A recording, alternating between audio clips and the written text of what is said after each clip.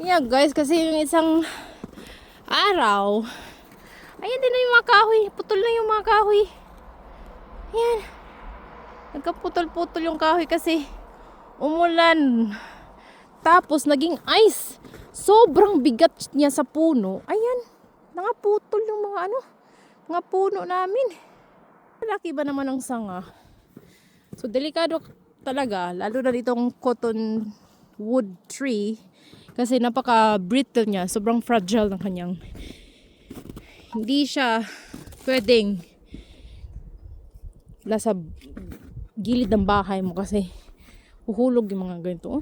Grabe yung puno guys.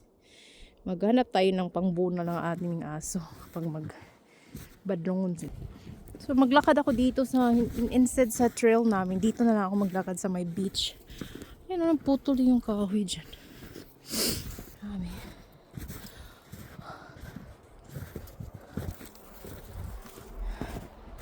Ang ganda ng buhangin din guys, oh. Shiny shimmering yung buhangin, oh. Shiny sila, parang mga diamonds. Ba natin yung Ay, Nikita. Ito yung ice. Yan. Parang mirang. Parang mirang na nagka-crack. Nika! Hi, Ama! Oops! What was that? Nika, come here! Kawawa naman si Nico. Yung senior dog namin. Lit guys. Kaya pinapasok ko, kinakarga ko na lang siya. Ang liit ba naman itong senior dog namin? Oh, Nico, he's so handsome. So, ayan. Sa amin pa rin ito. Yan. Hanggang doon. Sa may rough na yan.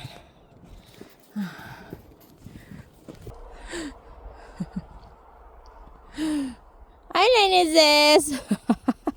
Pagod na daw siya.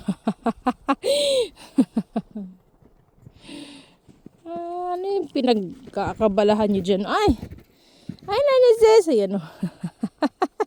Kinain yung snow.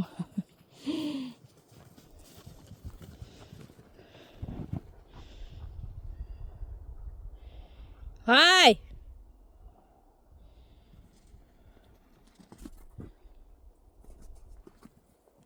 Ang ganda dito. Ang ganda ng snow. Para siyang, ikumpara, para siyang disyerto. Yung buhangin sa disyerto, pero ice. Nasi-shape siya ng hangin. Tingnan nyo.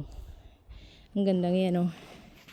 Sa ganitong view. Ayan.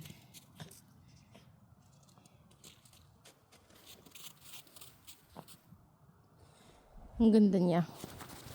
Sabi ng winter.